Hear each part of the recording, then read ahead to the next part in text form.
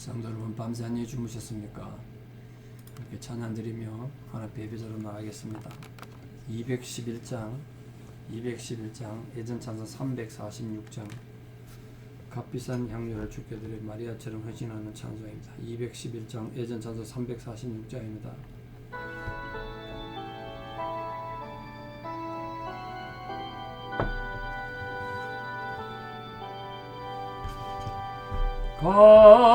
값비싼 향유를 주께 드리 막달라 마리아 본받아서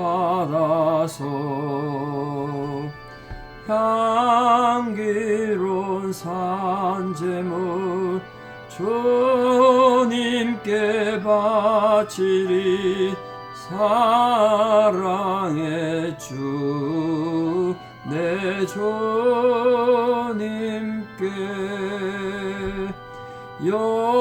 연약한 자에게 힘 주시고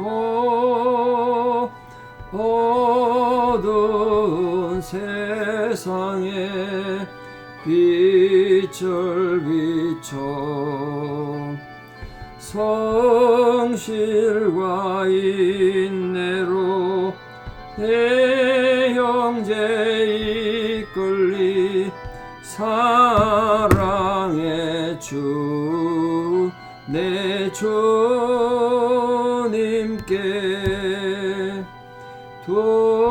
두려운 마음에 소망 주고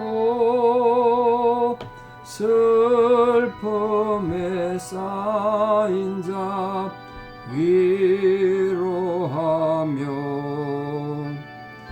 길 잃은 자들을 친절히 이끌리 사랑의 주 내 주님께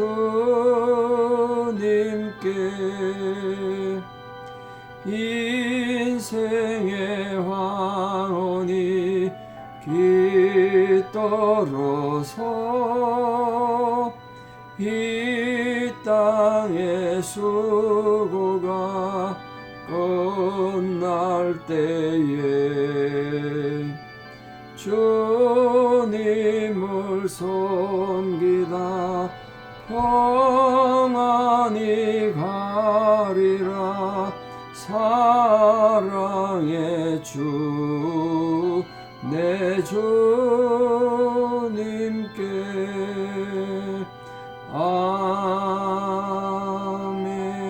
아멘. 신앙 고백 드리겠습니다. 나는 전능하신 아버지 하나님 천지의 창조주를 믿습니다. 나는 그의 유일하신 아들 우리 주 예수 그리스도를 믿습니다.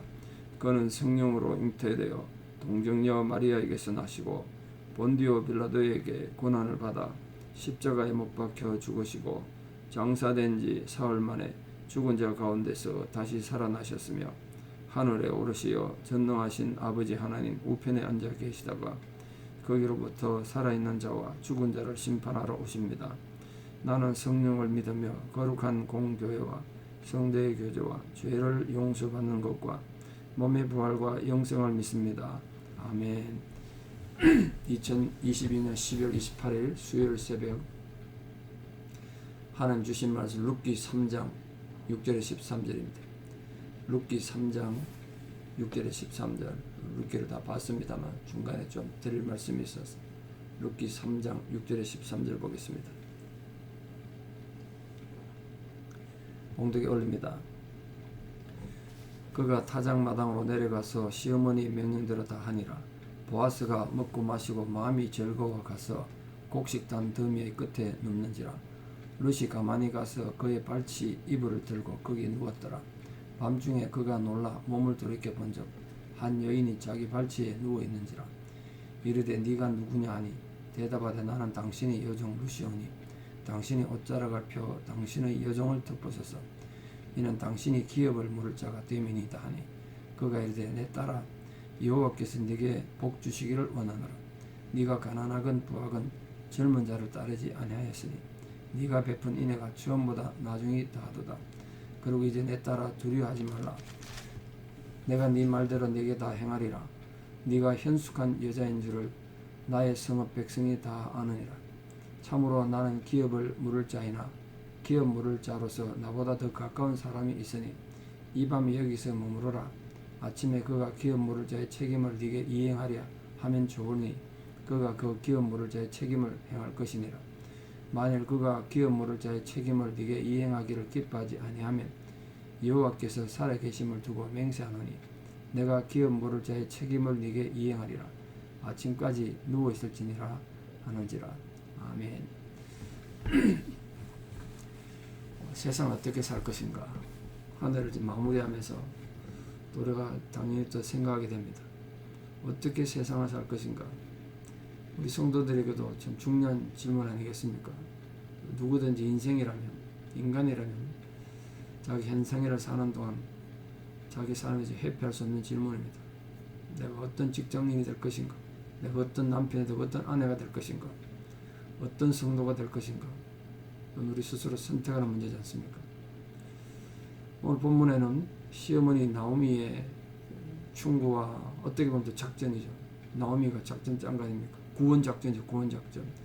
며느리 시집 보내기 작전. 그걸 펼치는데 룻이 그걸 시어머니 뜻대로 받아서 보아스에게 간 그런 내용입니다. 이미 잘 아시는 내용입니다. 그런데 이게 생각해보면 성경을 읽을 때 성경이 우리에게 좀 입체적으로 이해되기 위해서 가능하면 성경 속으로 들어가서 내가 그 당시 상황에 있다는 생각에서 성경을 좀 읽으면 의미가 좀 달라질 때가 있다. 달라지죠, 사실. 오늘 여러분이 보아스 입장이든 룻의 입장이든 그 당시 상황이 있다면 어떤 느낌일 것 같습니까? 그리고 그 상황이 지금 어떤 상황입니까? 정말 쉽게 받아들이기 힘든 거 아닌가요?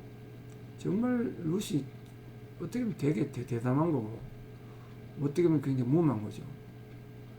근데 그거를 인애의 행위로 의진 사랑이 인애 말 그대로 의질고 사랑하는 그런 아름다운 행위로 룻의 모습을 받아들였던 보아스 역시 대단한 사람 아닌가 이런 생각이 듭니다. 그래서 오늘 특별히 보아스를 그동안 좀 개괄적으로 언급했습니다만 보아스에 대해서 좀 더 드리고 싶은 마음이 있어서 이 말씀을 다시 드립니다.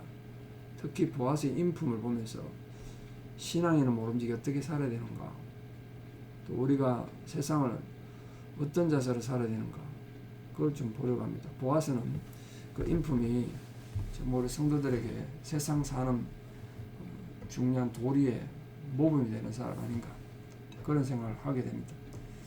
우리가 오늘 보아스의 삶을 통해서 앞부분의 내용도 있습니다만 보아스가 어떤 신앙의 사람이고 또 어떤 인품의 사람인가, 그걸 좀 보고 한 해를 마무리하면서 우리 자신에 좀 잘 적용이 되면 좋겠습니다. 첫째, 보아스는 다른 거 다 제쳐놓고 하나님 앞에 굉장히 경건한 사람이었던 것 같아요. 경건한 사람이다. 그걸 좀 생각할 필요가 있습니다. 그러니까 우리가 신앙인으로서 다른 거 다 내려놓고 하나님 앞에 경건하게 살 필요가 있다. 굉장히 중요한 얘기죠. 자, 룻의 행위가 말씀드린 것처럼 이거 참 무모하고 굉장히 사회적 문제가 될 수 있는 내용 아닙니까? 그 수천 년 전에, 지금도 3,000년도 더 전인데, 사실상 아내자가 모두 잠자건 한밤중에 홀로 어쨌든 외간 남자 이부자리에 들어갔다. 그 이해가 되십니까? 저는 처음에 성경에 읽고 정말 이해가 안 되고 좀 황당한 생각이 들었습니다. 근데 이걸 막 성경이 칭찬하니까 어린 마음에 이해가 안 되니까 이게 칭찬할 내용인가? 그런 혼란을 겪었던 기억이 있습니다. 그렇지 않습니까? 이 칭찬 받을 내용인가요? 정말 황당하고 위험한 내용에 분명하지 않습니까? 무모하고 어떻게 보면 도덕적으로 심각한 문제가 될 수 있죠. 특히 룻에게 아주 치명적인 문제가 생길 수 있는 그런 무모한 짓이었다, 이런 생각이 들죠. 왜냐하면 이게 밤중에 지금 아무도 모르는 상황에 이 지금 사건이 벌어졌잖아요. 만약 보아스가 좀 흑심을 품고 나쁜 마음을 품었다면 자기 이불 안에 들어온 젊은 여자 그냥 범해버리고 다음날 아무 일 없었던 것처럼 그냥 지나가 버리면 룻이 몸만 망치고 아무것도 안 일어날 수 있잖아요. 그럴 수도 있잖아요. 근데 보아스는 그러지 않았다는 거예요. 이유가 있습니다. 보아스는 사람이 보나 안 보나 하나님 경외하는 사람이기 때문에 모든 것을 하나님 앞에서 선택하고 처리한 겁니다. 그래서 그럼 개인의 사역 이런 거 극복하고 자기가 부닥친 보아스 입장에서도 얼마나 놀라고 황당했겠습니까? 자다가 밤중에 발치에 누가 있어 보세요.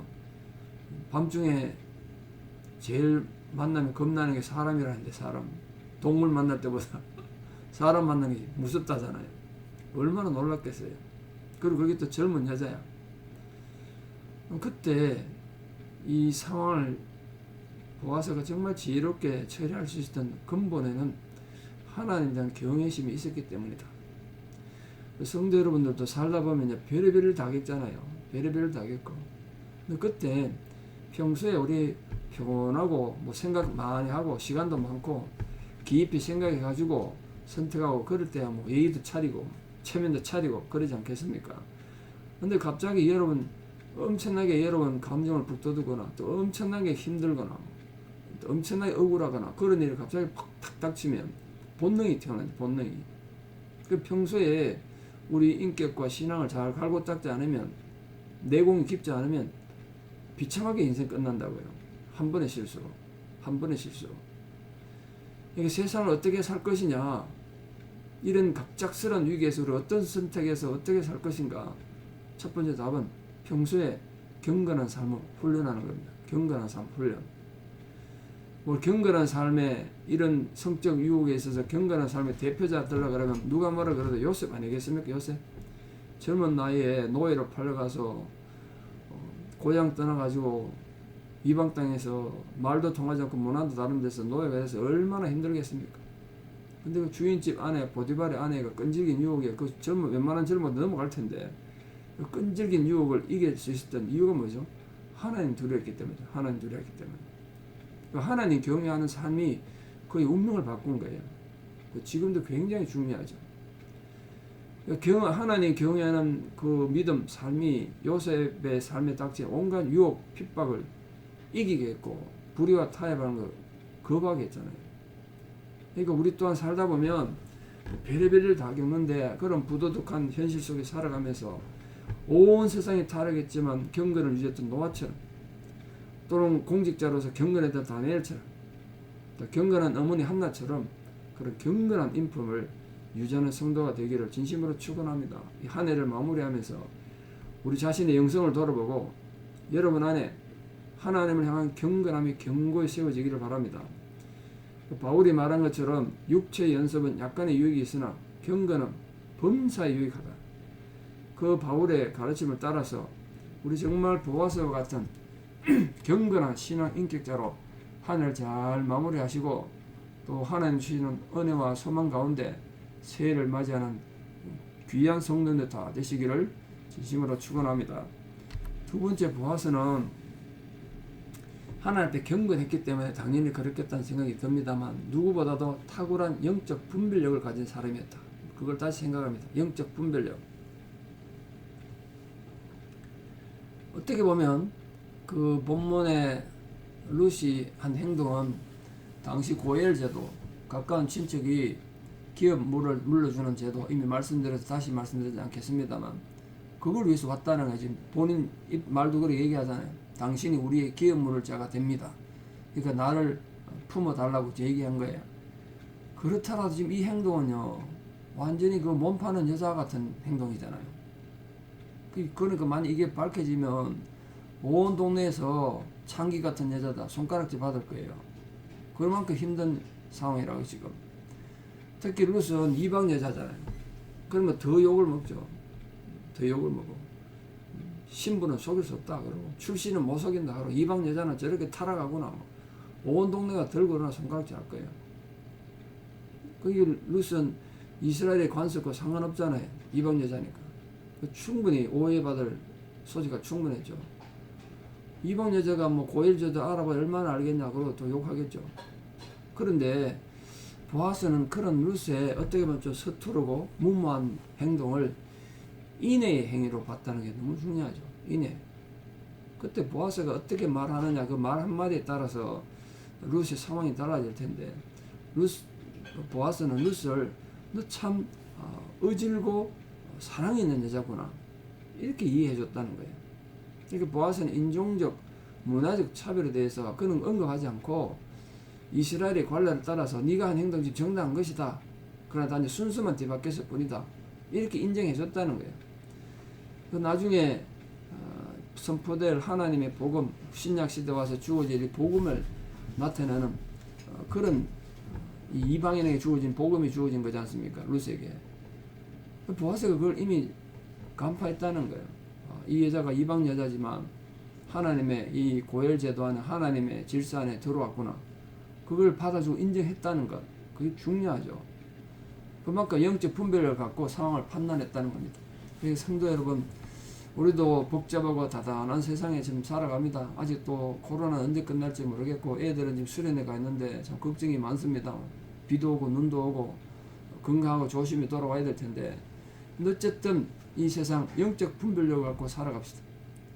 세상 사람들은 이런 분별력을 가질 수도 없고 이해도 못하겠지만 우리는 시대 표적을 분별하고 우왕좌왕하지 않도록 하나님 앞에 올바른 분별을 가지고 살아가는 성도들 되기를 바랍니다. 그래서 하나님의 구속받은 구원의 축복을 얻은 우리 성도들은 사도 바울이 말한 것처럼 오직 마음을 새롭게 함으로 하나님의 선하시고 온전하신 뜻이 무엇인지 분별함으로써 우리에게 주어진 모든 삶에서 아름다운 향기를 드러내는 예수 제자 다 되시기를 진심으로 축원합니다. 마지막 세 번째로 보아스는 법을 지키는 사람이었습니다. 그는 루스에게 고엘 의무를 지켜야 되는 자기보다 더 가까운 친척이 있다. 그걸 알려준 거예요. 때문에 보아스는 자신의 개인의 욕심을 억제하고 오히려 루스에게 그걸 가르쳤어요. 일은 이렇게 되는 게 아니다. 고엘 제도가 있긴 하지만 이렇게 되는 게 아니고 법의 절차를 따라야 된다. 이걸 가르쳤다는 거예요. 루스에게. 루스는 시어머니가 하라니까 뭐 고엘 제도가 뭔지도 모르고 하라는 대로 한 거 아니겠습니까? 그걸 가르친 거예요. 그리고 세상에는 법과 질서가 있죠. 더군다나 우리 하나님의 백성된 우리들은 천국 시민권을 가진 자로서 하늘의 법도가 있죠. 하늘의 법도. 우리는 세상의 법도 지켜야 되지만 하늘의 법도 지켜야 되는 거예요. 그 법을 우리 두 가지 법을 지키고 살아야 돼요. 하늘의 법도 지켜야 되고 세상의 법도 지켜야 돼요. 근데 세상의 모든 옳은 법도는 하나님 법도에 포함되어 있는 거 아니겠습니까?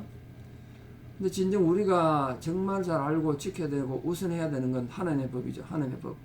세상의 법이랑 불안한 게 많잖아요. 불안전하죠. 우리가 그렇게 하나님의 법을 지키고 살 때 그때 세상에서 우리 삶은 빛이 되고 소금 역할을 감당하는 거 아니겠습니까? 또한 하나님 은혜로 약속하신 하나님의 은혜 말씀 약속처럼 우리가 그렇게 하나님의 법도를 지키면 번성하는 삶이 될 것이 분명합니다. 하나님 분명히 말씀하시죠. 출애굽한 이스라엘 백성들에게 내가 오늘 너에게 명하는 모든 명령을 다 지키면 네가 열국 중에서 내 소유가 되고 하나님 복을 주겠다는 약속 수없이 하시잖아요. 근데 법도 지키지 않으면 형벌을 받고 인생 비참해지는 거죠. 시편 119편에 고난당하시 내게 유익이라 이로써 내가 주의 율례와 법도를 배우겠나이다. 그러면서 뒤에 이런 말이 있습니다. 내가 주의 법도를 영원히 잊지 아니하오니 주께서 이것들로 나를 살게 하심이니이다. 고난을 겪어보니까 하나님이 나를 하나님의 법도대로 살게 하는구나. 그걸 깨달았다는 거예요. 이런 고백처럼 하나님의 법도를 지키면서 세상을 살아감으로써 정말 하나님이 약속한 복을 받아야겠다. 그런 결단으로 한 해를 잘 마무리하는 성도 되시기를 축원합니다. 말씀의 결론을 맺습니다. 여러분 진짜 세상 사는 방법 다양한 방법이 있습니다. 별의별 방법이 있죠. 근데 그 가운데 자칫하면 우리 신앙인들조차도 사람만을 의식하며 살게 될 수도 있고요. 또 하나님 의식하며 사는 사람도 있습니다. 근데 때로는 하나님 의식하며 하나님을 바라보고 살아도 인간 사회에서는 그 삶이 정당히 평가되지 않을 수 있습니다. 저는 그런 경우 많이 봤습니다. 그러나 인간 사회 속에서는 옳게 평가되어야 될 삶이 그르게 평가되고 욕먹고 지탄받아 마땅한 사람이 추앙받는 경우 흔하죠. 요즘 세상 보세요. 그러나 우리 성도의 삶은 결국 궁극적으로 하나님이 평가하십니다. 그리고 하나님의 평가만이 절대적으로 올바르고 확실한 평가 아니겠습니까? 가장 권위가 있는 거 아니겠습니까? 그래서 오늘 우리의 보아스처럼 경건한 인품, 영적 분별력, 또 하나님 법도에 충실한 사람으로 살아가고 이 한 해를 마무리함으로써 오늘도 하나님 뜻을 이루는데 합당한 사람이 누군가 찾고 계시는 그 하나님 앞에 우리 자신을 그렇게 헌신하고 올바르게 드림으로써 하나님 우리를 기쁘게 사용하실 수 있는 주의 복된 자녀들 다 되시기를 진심으로 축원합니다. 기도드리겠습니다. 아버지 하나님의 은혜와 사랑을 진실로 감사드립니다. 복잡하고 다양한 이 세상 속에 살아가면서 우리가 어떻게 세상을 살아가야 될지 그 묵상 속에 한 해를 마무리합니다. 돌아보는 삶이 때로는 후회되는 것도 있고 죄송하고 부끄러운 것도 많습니다. 주님 뜻대로 살지 못한 안타까움도 있습니다. 그러나 주여 저희로 하여금 무엇보다 하나님 경외하는 마음을 갖고 살게 하여 주시고 또 하나님의 법을 지키고 하나님과 함께 동행하는 삶을 삶으로써 언제 어떤 곳에서도 하나님께 인정받는 거룩한 성도로 살게 하여 주시옵소서. 우리가 하나님을 외면하고 무시하고 사람의 눈만 보는 어리석은 자가 되지 않게 하여 주셔서 우리 모든 생각과 감정과 모든 삶의 선택에서 우리 감정을 잘 지키고 억울할 때 그 억울함을 잘 감당할 수 있는 그런 훌륭한 경건의 훈련을 하여서 참으로 하나님 앞에 기쁨이 되는 칭찬 듣고 인정받는 천국 백성으로 이 하늘을 잘 마무리하는 은혜가 우리 모든 성도들에게 있게 하여 주시옵소서. 이제는 우리 주 예수 그리스도의 은혜와 하나님 아버지의 만극하신 사랑과 성령님의 위로 교통 역사하심이 오늘도 하나님 앞에 경건한 신뢰와 순종을 드림으로 하나님의 기쁨이 되기를 원하고 또 그렇게 한 해를 마무리하기를 기도하고 간구하는 사랑하는 성도님들의 아름다운 신앙의 고백 위에 또 우리 사람 모든 자녀들 삶 위에 이제부터 영원토록 함께 하시옵기를 간절히 축원하옵나이다. 아멘. 예, 여러분 비도 많이 오고 가는데 건강 조심하시고 또 내일 뵙겠습니다. 감사합니다.